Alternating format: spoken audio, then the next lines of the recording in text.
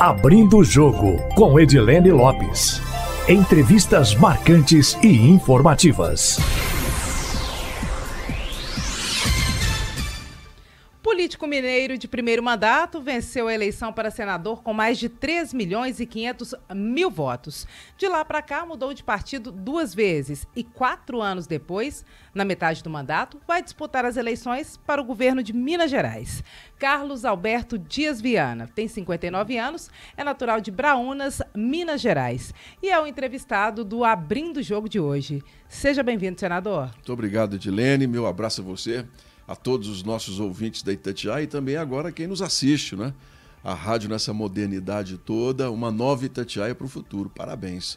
A gente agradece muito, Viana, é uma satisfação estar com você. Sempre estivemos lado a lado nos microfones, várias coberturas juntos. 12 anos, só na Itatiaia, 12 anos. Itatiaia. E agora, novamente em Brasília, o senhor na posição de senador e eu aqui fazendo o papel de correspondente da Rádio Itatiaia. Tem muito prazer em te receber para essa entrevista, para a estreia do Abrindo o Jogo Especial Eleições de 2022. Muito obrigado. Uma coisa eu já lhe digo, é bem mais fácil ser jornalista do que ser senador, ser político. Mas Deus fácil, tem dado sabedoria, não é fácil, não. Eu queria que você falasse um pouco disso e contasse um pouco da sua história, Viana. Muitos mineiros já conhecem a sua história e eu queria que você falasse um pouquinho da sua trajetória até chegar a esse lugar de senador da República, nessa rotina que muita gente acha que vida de político é vida fácil, mas é uma loucura, né? Uma intensidade imensa. Eu queria que você falasse um pouquinho sobre isso. Aqui eu tenho observado agora, né, por dentro, vivendo a questão política. Se você quer trabalhar, você tem muito trabalho, mas é muita coisa por fazer. Se você também for um político que vem para cá, único exclusivamente para sentar-se à cadeira e ficar aguardando as decisões, você também não faz nada. O Senado, especialmente. Se nós avaliarmos bem o Senado mineiro nas últimas décadas, foi um Senado muito omisso. O pessoal vinha para cá como prêmio por acordos políticos ou por uma questão de trajetória de governo. Chegava aqui e esquecia Minas Gerais completamente. O Senado é uma casa que tem muita força na política brasileira. Então, eu vim com esse pensamento, já em primeiro mandato, de não me acomodar, e é o que eu tenho feito. Nesses 3 anos passados no Senado, nós devolvemos a Minas Gerais o protagonismo em diversas decisões, planejamentos estruturais do país, que, como estavam muito atrasados, ainda não trouxeram o resultado que a gente quer. Mas, a partir do segundo semestre, e principalmente para o ano que vem, vão começar a ser soluções importantes para Minas Gerais. Isso vem da minha natureza, Edilene. Eu trabalhei na iniciativa privada há 35 anos. Só de INSS hoje eu tenho 38 anos de contribuição. Eu não me juntei à aposentadoria, à previdência do Senado. Eu não faço parte. Muitas vezes a pessoa fala assim, pois é, agora vai aposentar como senador. Não é verdade. Eu mantive a minha opção de não usar desse benefício, que em alguns momentos é um privilégio. Então, só no INSS eu tenho 37 para 38 anos de contribuição. Eu comecei com 12 anos como engraxate, em Contagem. 14 eu fui mensageiro do Banco de Desenvolvimento de Minas Gerais. Um orgulho muito grande. Passei a estudar à noite, trabalhava o dia todo, terminei os meus estudos de 2º grau, parti para a vida trabalhando, me formei jornalista por uma dessas coincidências da vida, porque nunca tinha pensado em fazer jornalismo. E com 32 anos de idade eu me diplomei e comecei no jornalismo com 33. Você vê, nessas situações que na vida, pela minha fé, Deus é que tem propósito nas coisas, porque todo mundo começa no jornalismo com 19, 20 anos. Eu comecei com 32, numa seleção de 450 currículos.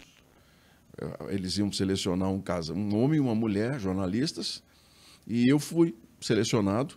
Aprendi muito naquela época, foi um trainee da Rede Globo Minas, que para mim foi um marco muito importante na virada do jornalismo. Depois, eu me especializei em estratégia, administração, de marketing.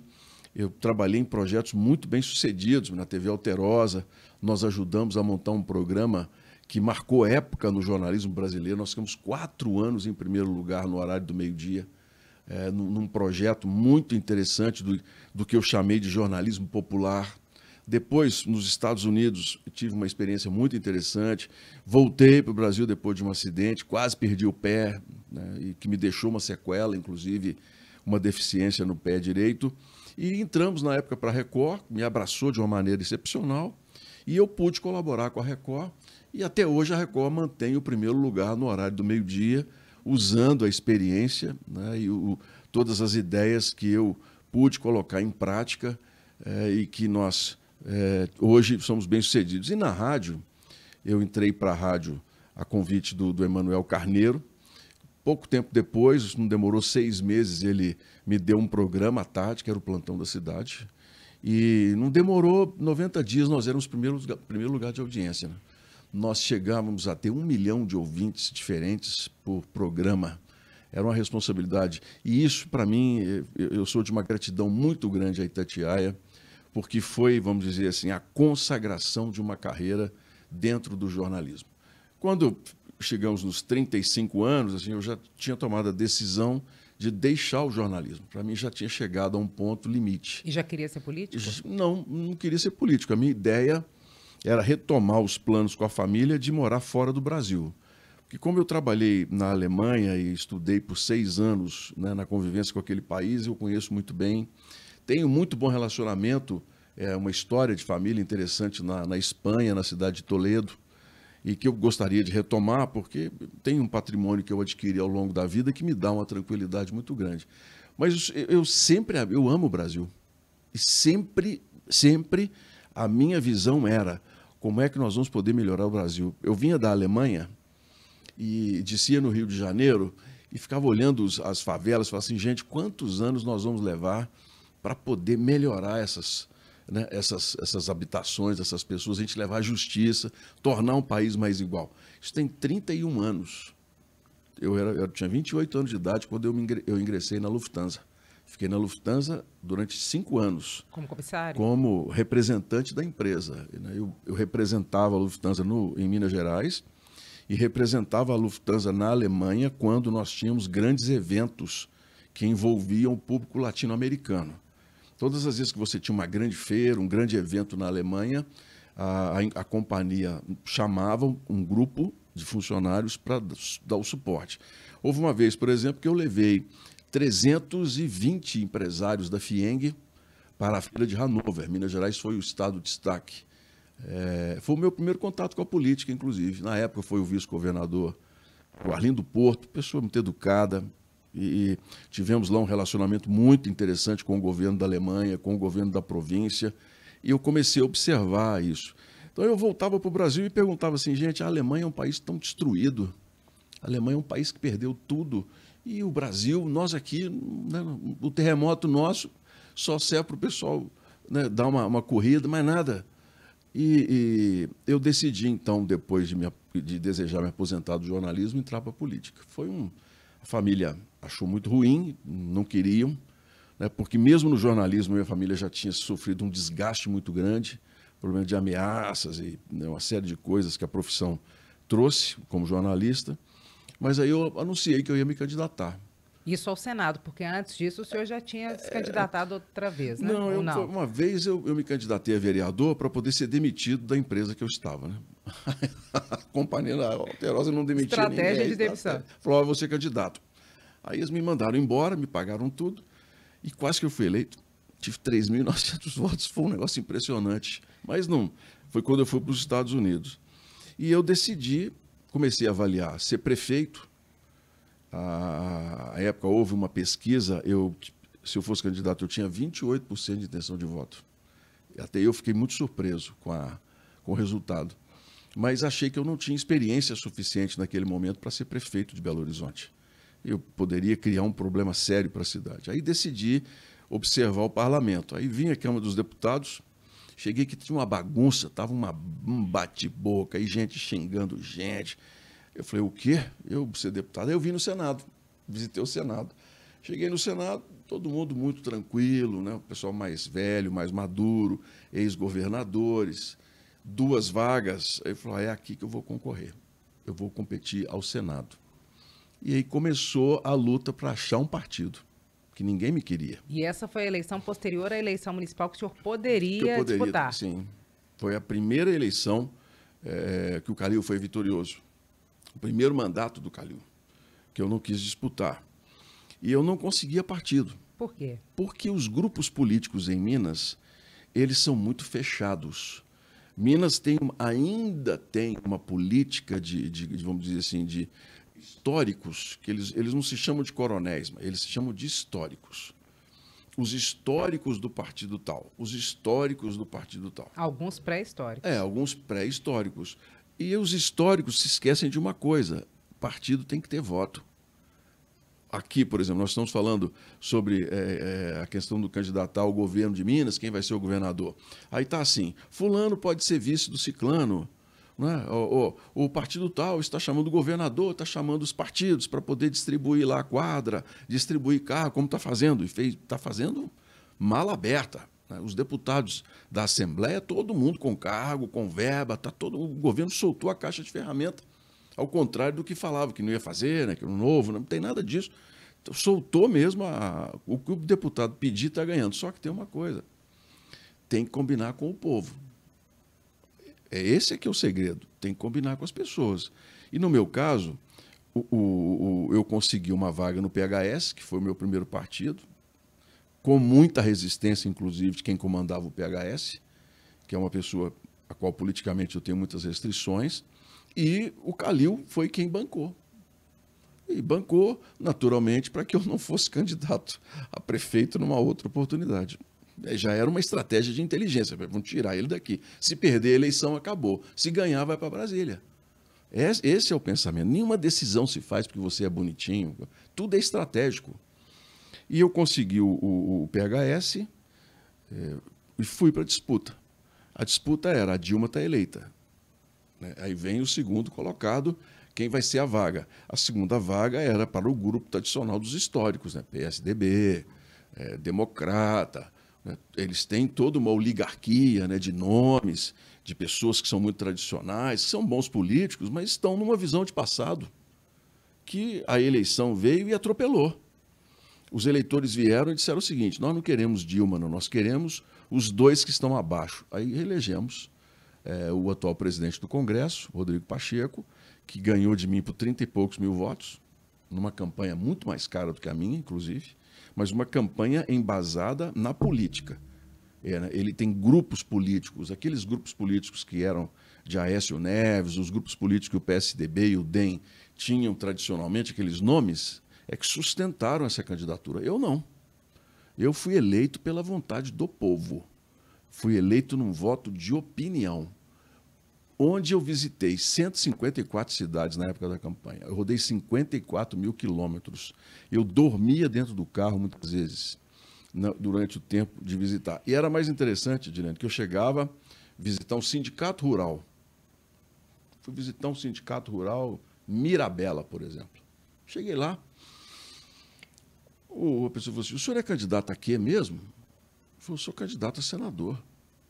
Mas nós nunca vimos um senador. Eu falei: então o senhor está vendo um. O senhor fez uma campanha de governador. Eu fiz uma campanha de governador. Eu falei: olha, o senhor está vendo um. E eu vim aqui conversar para saber. Uma outra vez me ligou uma pessoa e falou assim: olha, os quilombolas lá de Vereda Viana, em São João da Ponte, querem receber o senhor lá. Eu falei: eu só posso ir domingo à tarde, porque era para eu voltar para Belo Horizonte, então, em vez de voltar, eu vou lá quinta à tarde. Pode? Pode. Mas são 70 quilômetros de estrada de chão. Eu falei: tudo bem. Eles vão me esperar? Vão. O senhor pode ir, que a comunidade vai estar esperando o senhor. E eu saí de Janaúba, entramos lá, enfiamos nessa estrada, uma estrada horrível, estragou a caminhonete, inclusive, de tanta poeira que nós... Eu cheguei lá, Edilene, 6 horas da tarde. Todas as famílias dos afrodescendentes, dos remanescentes, estavam me esperando. Todas. Aí eu pensei comigo assim: Deus, o que eu vou falar para essas pessoas? Eu estou aqui como político, candidato, vou falar para eles o quê? Aí eu falei: olha, gente, eu não sou político, estou em primeiro mandato, sou candidato a senador, o que normalmente não acontece aqui, vocês não têm contato com o senador. Então eu vim aqui para ouvir vocês. Eu quero saber o seguinte: se eu for eleito senador, o que eu posso fazer para ajudar vocês? Aí uma presidente da associação, uma jovem, levantou e falou assim: realmente nós nunca vimos senador aqui não. Agora, o que nós queremos do senhor é que o senhor termine a escola do Quilombo. E eleito senador, o senhor cumpriu o compromisso com essa comunidade? Está lá a escola pronta e, para minha alegria, uma placa com meu nome. Eles fizeram questão de colocar o meu nome como o senador que construiu a Escola do Quilombo. Isso é uma das coisas que eu mais tenho orgulho de dizer. E fizemos outras. Estamos fazendo outras creches, retomando obras. 53 hospitais eu tirei da falência, com a responsabilidade que eu tenho, os recursos que a população me dá. 53. Nós somos em um por um. Eu, meu filho, Samuel Viana, visitando, sabendo as situações. Teve uma vez que eu cheguei numa cidade, o hospital estava tão precário, e eu cheguei para visitar. Tinha uma senhora na maca morrendo na mão do médico. E o médico virou para mim e falou assim, quando o pessoal falou, olha, está visitando aqui o candidato a senador e tudo, o médico virou para mim e falou assim, eu não sei o que vocês estão fazendo aqui. Essa mulher morreu porque só tem político vagabundo nesse país, político que não cumpre a função dele. Se vocês cumprissem a função de vocês, essa mulher não tinha morrido aqui. Falou na minha cara. E eu vou falar o que com ele? Ele está certo. Se a política cumprisse o papel dela, as pessoas falam, todos nós vamos morrer. Mas não iam morrer como aquela senhora morreu, sem a possibilidade até de um exame, como foi na minha frente ali. Ajudamos o hospital, estamos ajudando a recuperar. Então é isso que eu gosto de deixar claro na política, porque políticos, assim, as pessoas veem muito as ações e falas de político, né? Fulano disse isso, ciclano disse aquilo. Olha, o que as pessoas querem saber é o seguinte, o que esse político vai melhorar a minha vida. E o senhor acha que tem cumprido esse papel ou ainda tem muitas críticas? Não, eu ainda tenho muita coisa para fazer. O que o senhor acha que o senhor prometeu e ainda não cumpriu e que é cobrado por isso? As pessoas falam, o Viana não tem palavra, a gente esperava isso, ou o Viana mudou de opinião. Em quais pontos o senhor acha que há uma sensibilidade em relação a isso? A questão, por exemplo, do embate político com o STF, que é algo muito cobrado hoje na sociedade. Nós temos grupos que espalharam informações falsas sobre como se pode reagir ao STF. Você tinha blogueiros, por exemplo, que ganhavam 5 milhões de reais por mês só espalhando notícia falsa sobre o STF. Algumas verdadeiras, outras não. Então, muitas pessoas entendem e falam assim, o Senado pode abrir um impeachment de um ministro do Supremo. Não pode. Um ministro supremo, pela Constituição de 88, as decisões que ele toma enquanto ministro são totalmente independentes e constitucionais. E esses materiais colocavam no senhor a responsabilidade, por exemplo, a abrir? Nos senadores. Todo mundo, eu sou cobrado. Ontem eu estava num culto, por exemplo, quando eu saí as pessoas estavam na porta. Que dia que o senhor vai? Lá, olha, não é assim. O senhor acha que isso pode atrapalhar o senhor com a base do presidente Jair Bolsonaro? Não acredito. Não, porque o próprio presidente já tem uma posição de equilíbrio hoje sobre esse assunto. O presidente já entendeu que a gente precisa agir de outras maneiras. Quer um exemplo? Se o presidente do Senado estiver disposto a ouvir a população e dar uma resposta desse assunto, nós podemos criar mandato para os ministros do Supremo. É nosso parlamento que pode fazer isso. Hoje um ministro entra com 40 e poucos anos, fica até 75. Fica 30 e tantos anos no poder. Por que a gente não pode dar um mandato para eles de 10 anos? Como é que o senhor vai agir com isso agora que o senhor é líder oficialmente do governo, embora tenha desempenhado esse papel nos últimos meses, informalmente? Vamos colocar, porque líder do governo responde pelo Palácio do Planalto. Tem que acompanhar o que diz o líder do parlamento. Hoje, o presidente da Câmara e o presidente do Senado, eles têm poder demais. Demais. A gente precisa começar a dar uma mudada nisso para virar, de fato, um parlamento. Porque se ele decidir engavetar alguma coisa, ninguém tem o que falar com ele. As casas são muito presidencialistas, são muito presidencialistas. Por exemplo, o ministro Alexandre de Moraes veio para cá uma quantidade de assinaturas, quase 3 milhões de assinaturas, pedindo que ele desse explicações sobre as decisões dele. Olha, isso não é pouco, Edilene. São 3 milhões de brasileiros que escreveram lá que querem uma satisfação das decisões do ministro. Quase o número de votos que elegeu o senhor senador da República. E o presidente do Senado. O que foi feito disso? Foi engavetado. Essas pessoas não tiveram uma resposta. Não vejo problema algum se a gente chamasse o ministro, como eu espero que ele venha um dia, para a gente perguntar para ele. Fala, ministro, como é que é essa história? O senhor mandou abrir um inquérito, o senhor está acompanhando o inquérito, está instruindo o inquérito e o senhor vai dar a sentença? Como é que é essa história? Isso pode? Não está na Constituição que não pode. Esse é o problema. Porque se a Constituição fosse clara em dizer assim, um juiz não pode abrir o inquérito, instruir o inquérito, e não pode. Isso é da tradição do direito. Tradição do direito, Edilene, é igual comentarista de futebol. Um acha que foi pênalti, o outro acha que não foi. E no judiciário é a mesma coisa. Vem um comentarista de uma emissora e fala, é um absurdo. Isso aqui é um desrespeito à Constituição brasileira e isso daqui é um abuso. Aí a pessoa que está do lado, é um abuso. Aí vem o outro e fala assim, não, a decisão do ministro não tem o amparo em uma lei explícita, mas também não está fora das atribuições daquele que comanda a justiça no Brasil. Aí você vai para que lado? Então o senhor vai propor alteração da Constituição nesse sentido? O senhor vai ser o Já autor está dessa tramitando. proposta? Não, já está tramitando. Tem propostas. É de quem esse projeto? Do Lazier Martins, e o próprio Anastasia também tem uma PEC que cria mandato. E o senhor acha que tem chance de ir Tem adiante? muita chance. Eu acredito que o parlamento hoje, diante do que está acontecendo, dessas decisões dos ministros, eu acho que o parlamento pode encarar isso com muita responsabilidade. Vamos dar prazo para eles de tempo. 10 anos como ministro supremo. Ótimo, é uma forma...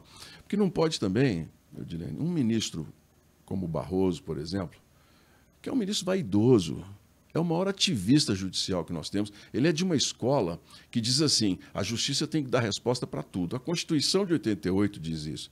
Só que onde não está escrito, quem tem que escrever é o parlamento. Aí o judiciário vai lá e dá uma decisão.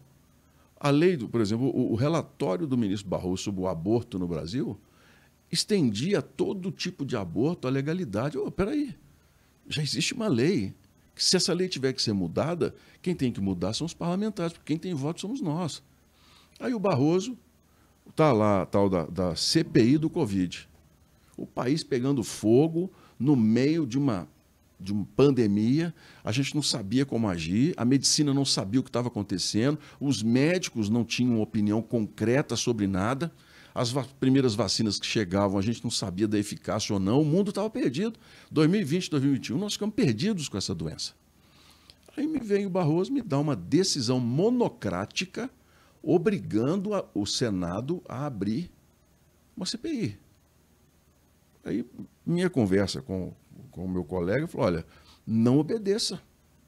Minha sugestão, não aceite uma decisão monocrática.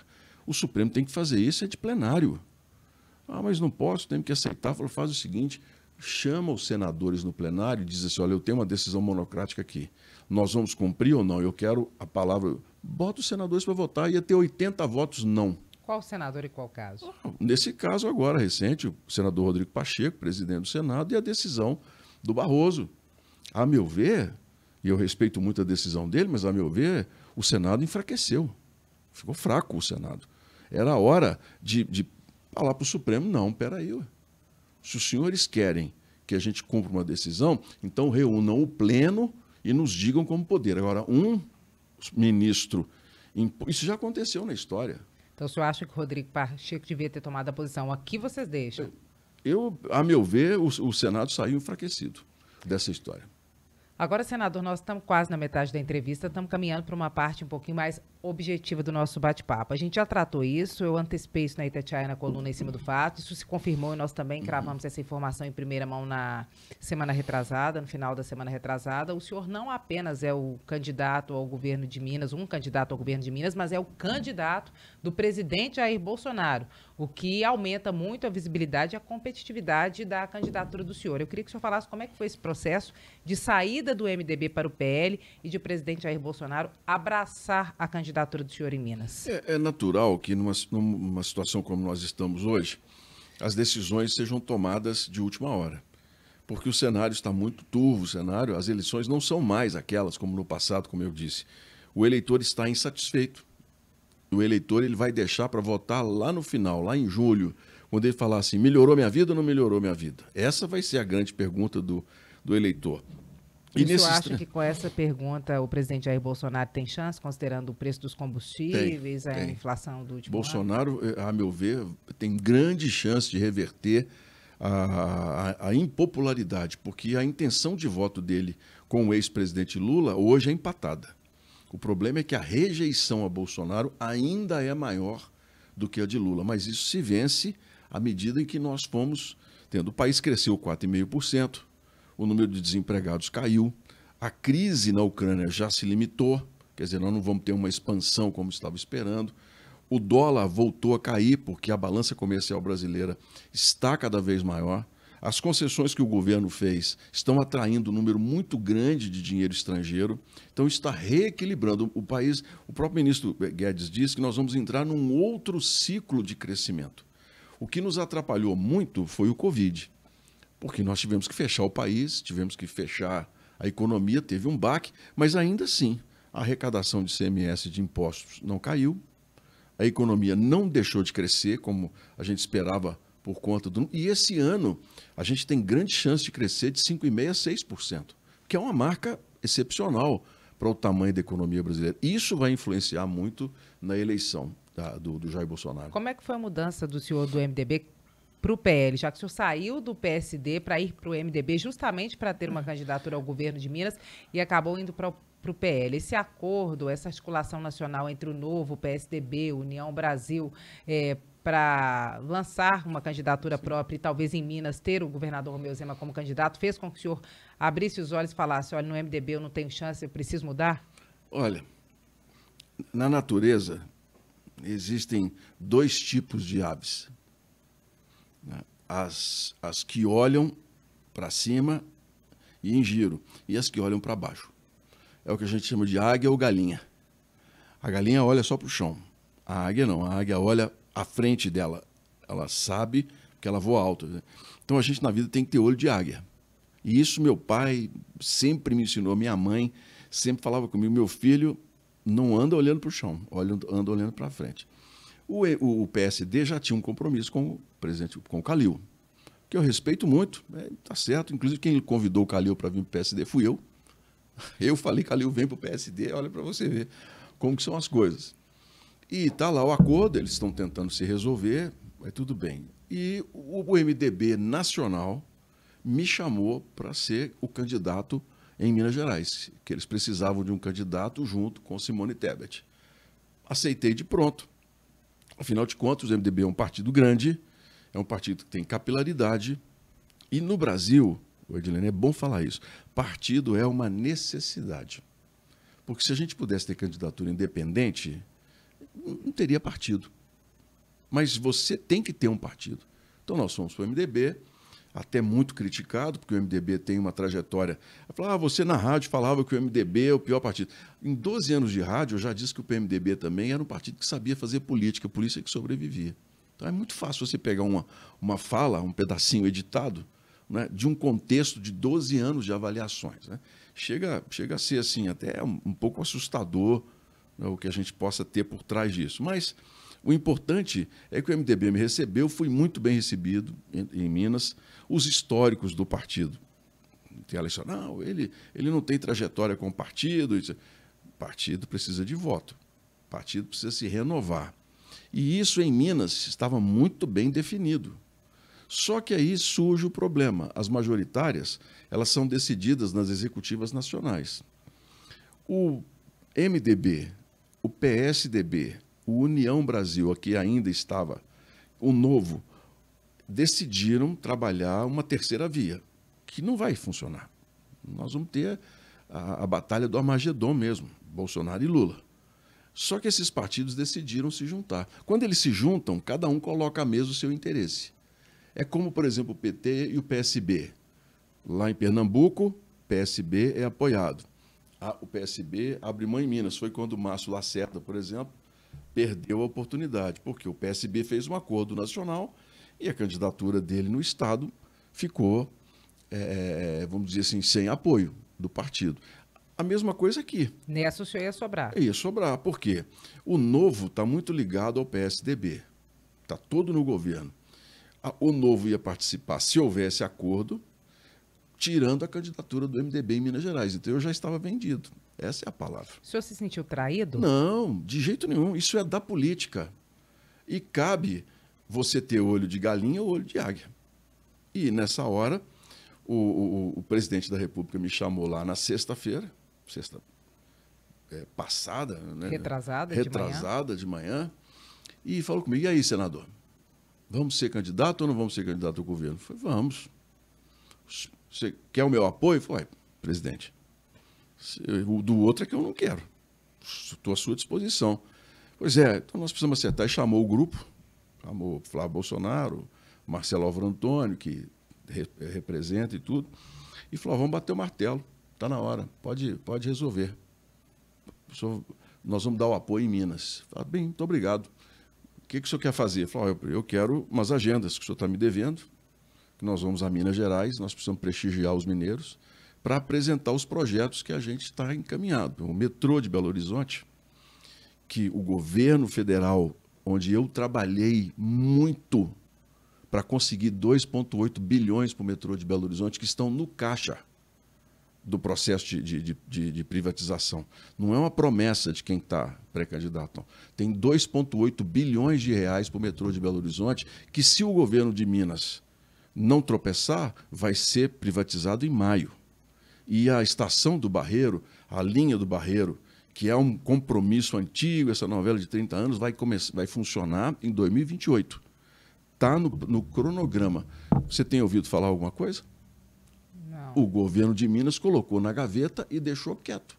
Quem resolveu isso foi o trabalho meu, do ministro Tarcísio, buscando uma solução para esse. Está lá. Ele falou: presidente, quem tem que ter o protagonismo é o senhor.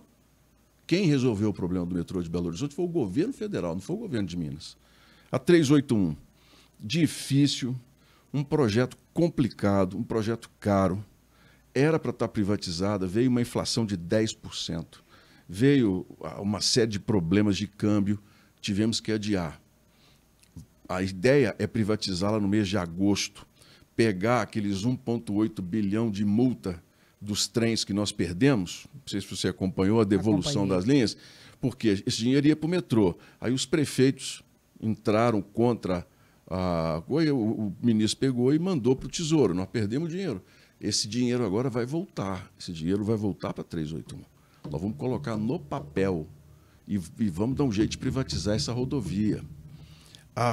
Os projetos no norte de Minas de convivência com a seca, a distribuição de equipamentos e máquinas, chama tratoraço, né? Eu apareci em rede nacional, né? Senador distribui tratores, distribuí muitos. Tratores que salvaram os prefeitos do Jequitinhonha na chuva, cujo governador nem foi lá para poder saber o que estava acontecendo. Se não fossem os tratores que nós distribuímos, os municípios do Jequitinhonha estavam completamente isolados. Caminhão de lixo, caminhão comum, ambulância, caminhão frigorífico, tudo isso nós distribuímos.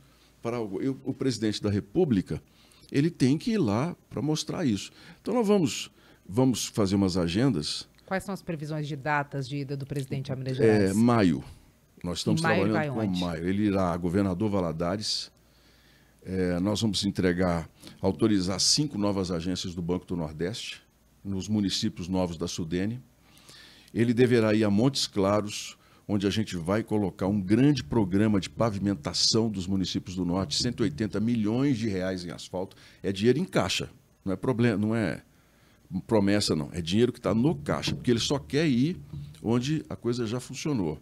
A questão da barragem de Jequitaí tem 30 milhões de emendas, mais 50 milhões do Pacheco no caixa da Codevasp, para a barragem ser feita e acabar definitivamente com o problema de água para irrigação no norte de Minas Gerais. O presidente vai lá também? Vai lá. E uma que eu espero já poder dar sequência o mais rápido possível, que é o contrato do Exército para asfaltamento da BR-367 em Salto da Divisa e Jacinto, que é um compromisso meu com Jequitinhonha.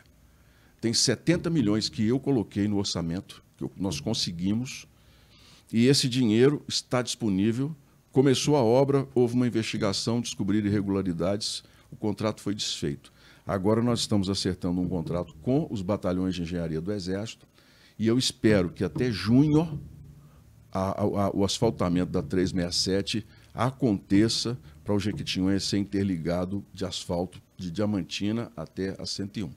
Aí nós vamos ter muito serviço para mostrar. Essa rodada toda de visitas o presidente Jair Bolsonaro vai fazer em uma ida só a Minas Gerais ou são datas diferentes? Apenas governador Valadares em maio. Não. E ele vai em Belo Horizonte em breve? Não, nós vamos resolver a questão do metrô. Ele quer ir a Belo Horizonte no projeto do metrô. O governo... Isso vai ser quando? Porque muita gente acha que é nunca. Não, é maio. As audiências públicas já foram feitas. Não há motivo para que o governo de Minas hoje não privatize o metrô. Então, em maio, está Bolsonaro previsto a expectativa. O presidente vai a Uberaba para Exposebu. Já Quando? Está. Exposebu é dia 30 de abril. Então, já nesse mês. É um mês. sábado, já é esse mês. Dia 15 deste mês de abril, ele vai a João Pinheiro. Já está confirmado, vai a um assentamento para entrega de títulos a proprietários rurais. Dia 15, nós já acertamos essa data. Dia 10 de maio, posso estar assim, mas 10 de maio, nós teremos as idas em Governador Valadares e à tarde em Montes Claros. Naturalmente que isso pode mudar de acordo com o cerimonial, mas são as datas que eu pedi para que a gente pudesse resolver o problema, né? Tem uma meta daqui a outubro, quantas vezes o presidente Jair Bolsonaro pelo possa menos visitar 4 Minas? vezes. Pelo menos 4 vezes, além dessa que já está definida de João Pinheiro e de Uberaba. Eu quero, até o final da campanha, que ele tenha ido a Minas Gerais 4 vezes, entregando. Esse asfalto da 367, o presidente já esteve em Jacinto, tem a placa inaugural. É possível que no segundo semestre a gente entregue essa obra pronta, de 67 quilômetros aproximadamente de asfalto, naquela região de Minas Gerais, que é uma BR que é de terra desde Juscelino Kubitschek. Isso vai ser um marco muito importante, Dilene, para o Jequitinhonha. Nós levamos lá no ano passado, na virada do ano, 2 ministros no Jequitinhonha.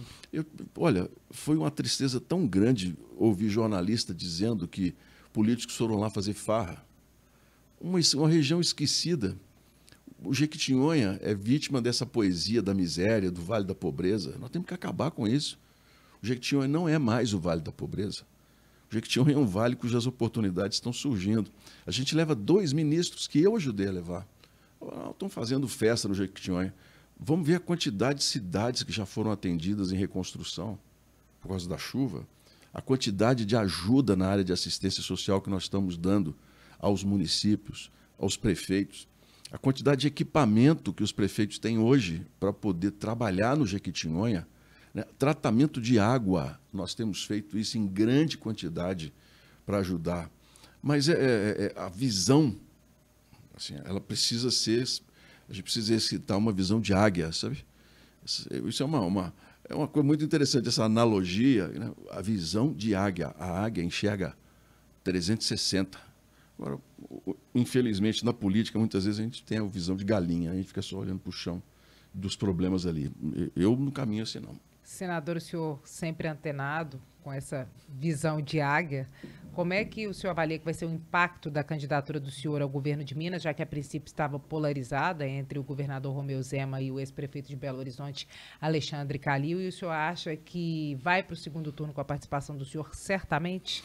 Se o presidente Jair Bolsonaro, de fato, cumprir comigo todas as agendas que eu espero... O senhor tem alguma dúvida? Tem, porque é muita gente pedindo, né, Edilene? Isso é um negócio de nacional. O presidente tem a maior bancada no parlamento agora. Muitos estados para visitar. Muitos estados para visitar. Então, vai depender disso, mas vai depender principalmente do meu desempenho, da minha capacidade em mostrar para os mineiros o que eu sonho para o Estado, qual é a minha visão de Minas Gerais. E a minha visão de Minas Gerais não é uma visão de problemas. A minha visão para Minas Gerais é uma visão de desafios. Minas hoje depende da mineração. Ótimo, é algo bom, gera 63 mil empregos, mas vai acabar. Mais 15 anos, Minas não terá mais a quantidade de minério que vai ter. O Pará hoje já é o primeiro. Qual vai ser a fonte de renda nossa em Minas quando essa mineração deixar de existir? Qual que é a avaliação do senhor? Turismo, em tecnologia, investimentos, agronegócio e agricultura familiar com tecnologia. A gente tem que ter visão. Diversificação da matriz econômica. Claro. Turismo em Minas tem quase 400 mil empregados. A mineração tem 63 mil. A mineração gera 36 bilhões em renda. O turismo gera 21. Assim, e o turismo não estraga nada. Turismo vai e volta. Concentra menos. Concentra menos, você preserva, torna o país, nessa questão da preservação ambiental, numa política internacional de carbono zero, suscetível a trazer investimentos para o país, e assim vai. Vamos começar a pensar.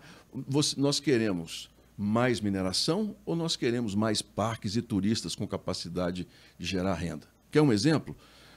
Nós estamos fazendo 3 escolas, tem um projeto para construir 3 escolas na questão da pesquisa sobre o queijo de Minas.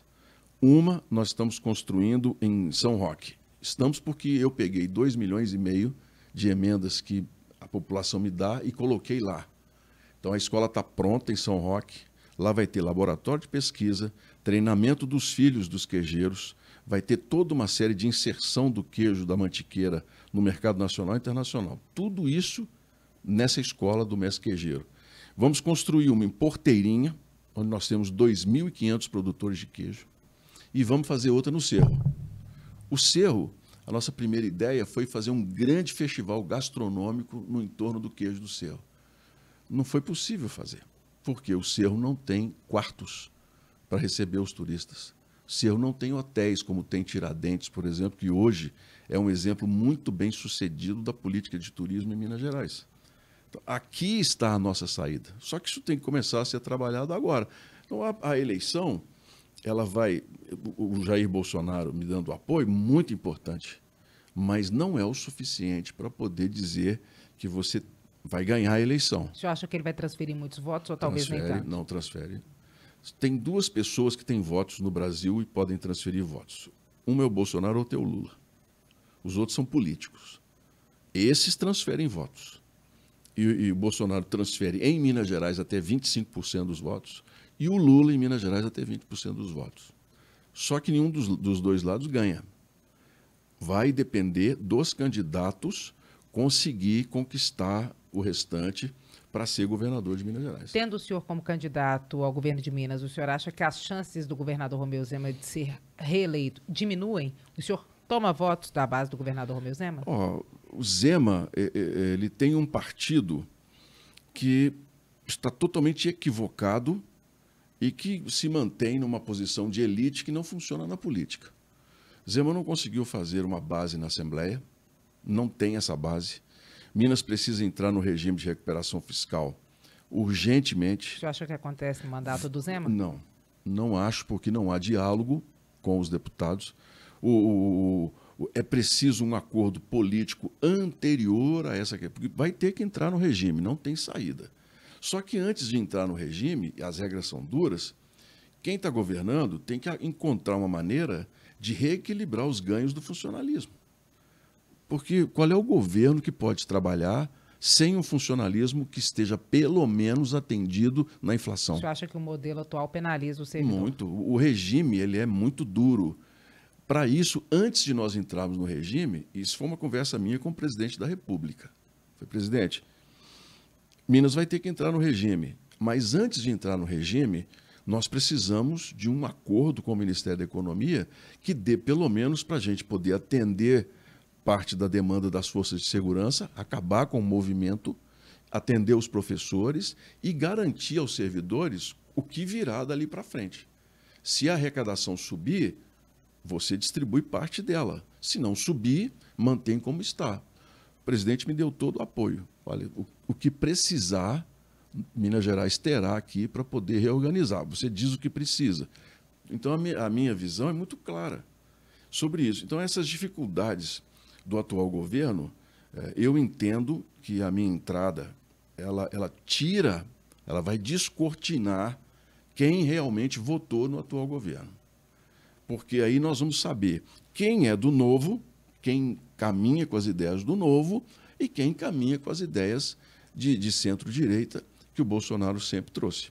Aí nós vamos ter uma ideia clara desse movimento em Minas Gerais. Porque a esquerda está bem definida, Edilene. A esquerda vota no Calil, vai votar nele. Todo mundo que... que é de esquerda, tem nele um nome. Tanto que, por exemplo, Márcio Lacerda enfrentava manifestações direto, você lembra? Praia da Estação, aquelas manifestações, xingavam o prefeito e tal. Coisa. O Calil entrou na prefeitura, acabou. Por que acabou? O Calil pôs todo mundo na prefeitura. Deu emprego a todo mundo. Significa que se dividir votos entre o senhor e o governador Romeu Zema, que na primeira eleição o Zema contou com os votos de Bolsonaro, que na verdade não eram dele, não e agora... são dele. Esse voto não é do atual governador. Esses votos são do presidente da República. Então o senhor acha que divide a Eu participação tenho do senhor? plena confiança de que esses votos virão todos para mim. E o senhor acredita que o segundo turno será formado como? E se o ex-presidente Lula não colocar a mão na candidatura do ex-prefeito de Belo Horizonte, Alexandre Calil, ele também fica muito enfraquecido? Calil tem um público muito bom em dois nichos, né? Futebol e região metropolitana. Interior ainda está por ser construído. Até julho, nós ainda vamos ter mudanças importantes nesse quadro. Como, por exemplo? A questão do meu vice. Quem for o Pode vice... ser de qual partido? Vai ser um militar? Não. Isso é uma discussão que nós só vamos ter lá na frente. O não vai ser um militar? Não, pode. Os militares têm uma contribuição muito importante, né? São uma força política muito grande. A questão é que hoje nós precisamos de vice que dê voto, né? Quem for escolher um vice, esse vice tem que trabalhar politicamente também. Acabou a época daqueles vices representativos, não tem mais isso não. Hoje é preciso que ele saiba trabalhar também. Então não escolhemos ainda essa caminhada até julho. Vai poder mudar muita coisa, né? Senador, o deputado federal Marcelo Aro é um candidato forte a vice na chapa do governador Romeu Zema, embora não haja essa composição nacional partidária do PP Sim. com os partidos que estão compondo com o Novo. Mas há uma aproximação dele com o Partido Novo e um alinhamento. Ele é o líder do governo na Câmara dos Deputados. Se essa configuração não der certo, ele não for para a chapa do Romeu Zema, existe uma intenção do PL de tentar puxar Marcelo Aro? Porque ele tem esse perfil, ele tem voto, ele é um articulador exímio político. Como é que é isso? Ou não tem conversa com o PP ainda em cenário nacional que possa colocar Aro em Minas na sua chapa? Nesse vácuo político dos históricos, né, e pré-históricos que ainda acham que mandam alguma coisa, que se perderam no tempo, surgiram outras lideranças que estão sendo testadas, que ganharam um espaço por inteligência, se organizaram e que vão, ao longo do tempo, dizer para que vieram. Assim como eu, por exemplo. Eu estou político. Eu não sou mais um jornalista, então eu tenho que agir na esfera política. O PP é um partido muito importante para o nosso apoio, muito importante. E o presidente da República já falou que quer que ele esteja conosco na candidatura em Minas. A decisão do deputado vai ser dele.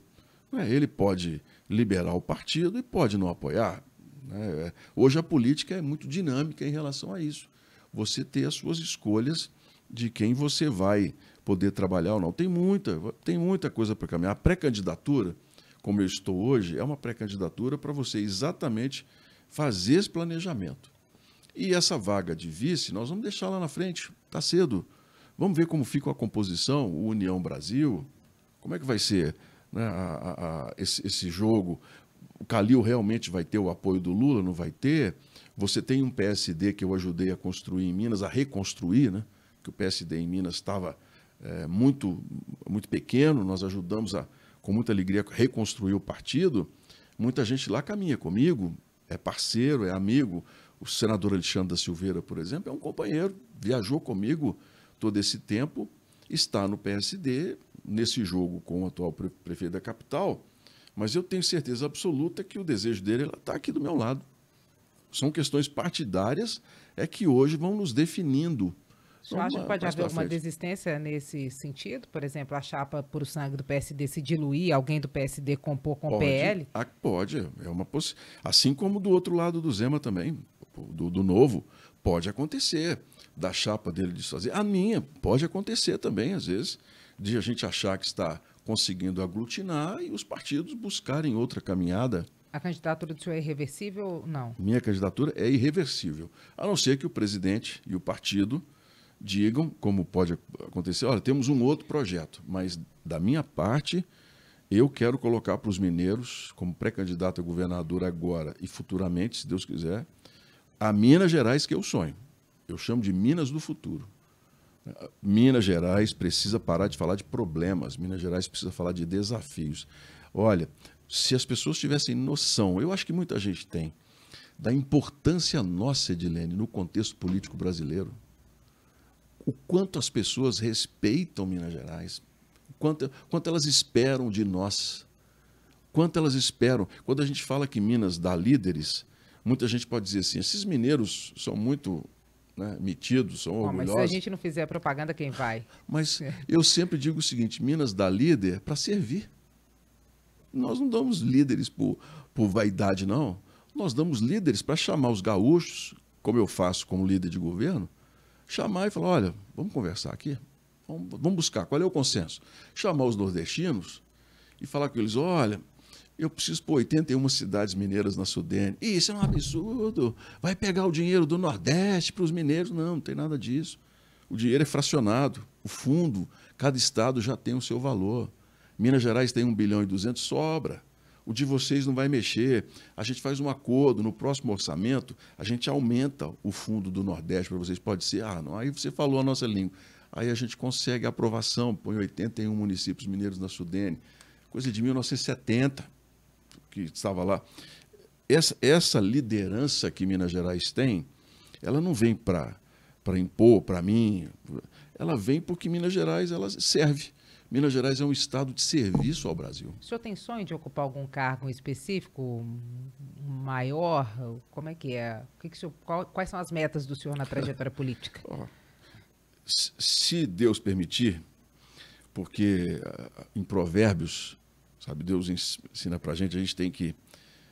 a Bíblia é o meu livro particular. Tá? Ensina o seguinte, que do coração do homem vem o desejo, mas é da boca de Deus que vem a resposta. Meu desejo é poder competir e ser governador de Minas Gerais. Meu desejo é fazer com que os adolescentes em escola pública, como eu fui, saiam das escolas públicas mais bem preparados do que eu saí. Meu desejo, Edilene, é que as mulheres, as mães, possam ter creche para seus filhos, onde a gente vai saber se essa criança é desnutrida, se ela é vítima de violência, porque isso é possível. Nascem cada vez menos crianças em Minas Gerais e no Brasil. O número é cada vez menor. Meu desejo é que a gente possa viajar por estradas melhores e que a gente não faça como eu passo 300 quilômetros numa estrada sem uma viatura da polícia, sem um atendimento, da gente ver acidente e a gente não ter como não socorrer as pessoas, porque um SAMU está numa distância absurda. Ou a gente pegar uma região como o sul de Minas e a gente tem de vir aqui no Ministério e conseguir liberação de ambulâncias que já estão prontas, só burocracia para poder atender a população. Então, esse é o meu sonho, assim, eu quero isso. Agora, se Deus entender que é o caminho e a população achar que a gente tem capacidade e responsabilidade, uma coisa eu digo, nós vamos surpreender.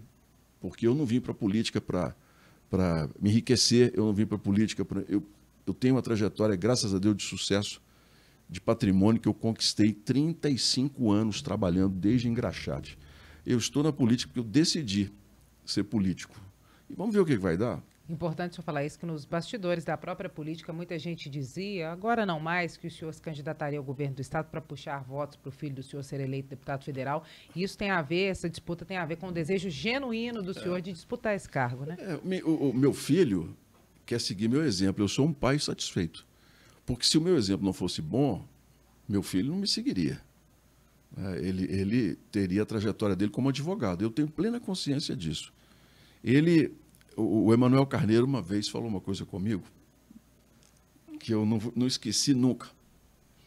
Uma confusão lá, falando, tinha uma confusão, ele me chamou lá e falou, senhor chefe, segura um pouquinho aí, né? Fulano é meu amigo, tá muito difícil, isso aí, tá criticando muito. Aí eu falei assim, tá bom, chefe, você que manda. Né? Aí eu fiquei assim, meio coisa, ele pegou, ele fazia assim, né? Eu falei, senhor chefe, mas ó, não é para desanimar não, viu? Porque eu prefiro segurar um louco do que empurrar um covarde. E dizia isso mesmo. Dizia isso. Diz, né? Eu pensei, eu nunca esqueci. Meu filho, quando decidiu ser pré-candidato a deputado federal, quando ele escolheu, porque é ele que me representa, na maioria das vezes quem estava indo era ele me representando, que ele decidiu tomar ser pré-candidato a deputado federal, todo mundo falava assim, ele é o filho do senador. Hoje eu tenho que segurar um louco.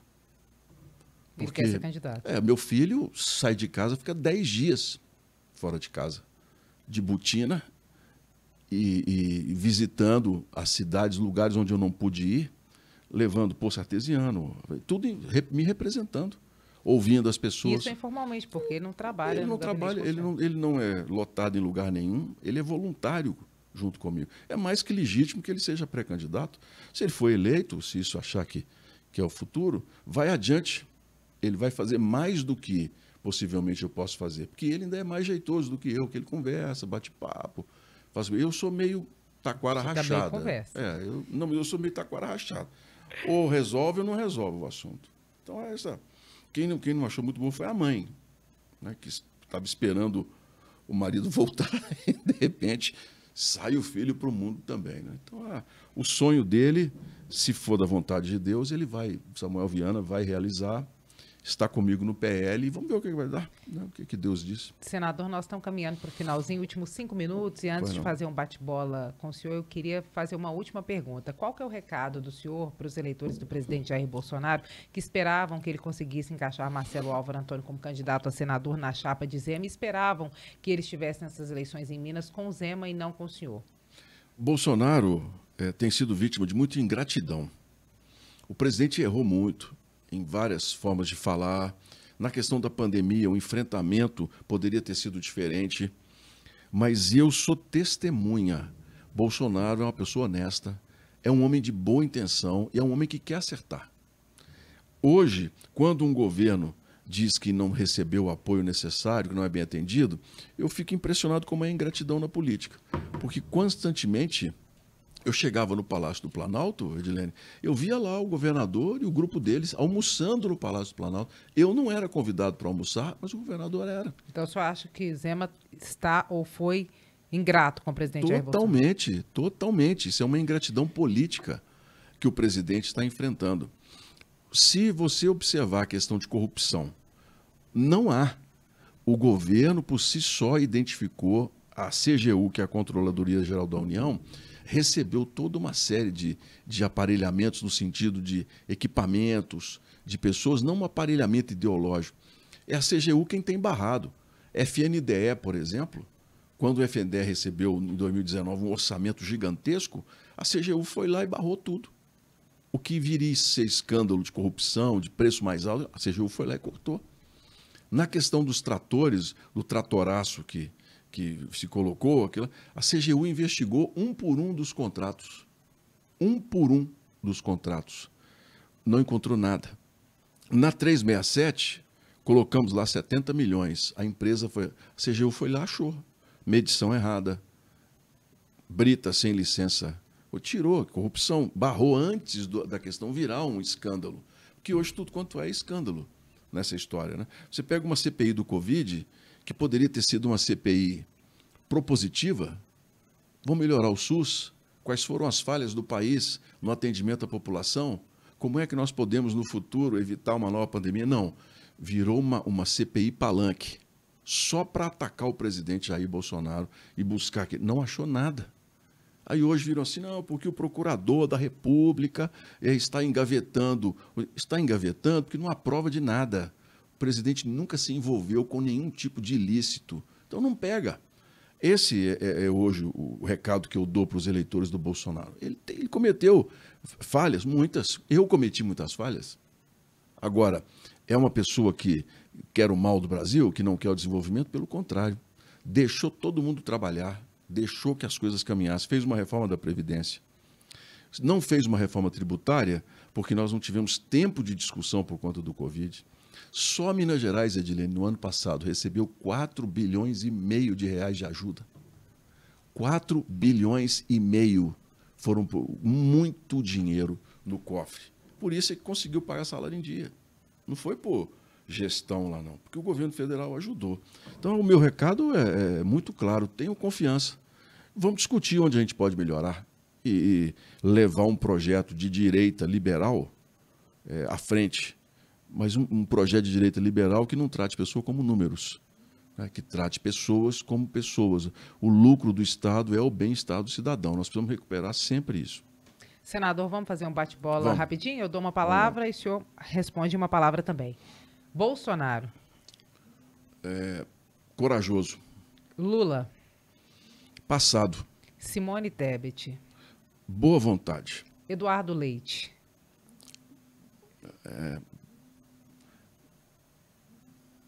Uma proposta. João Dória. João Dória, um cenário somente. Sérgio Moro. Um desastre.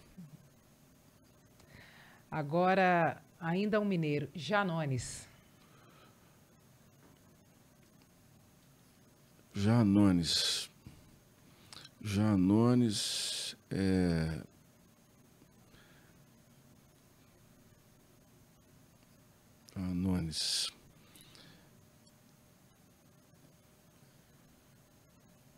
Janones é fruto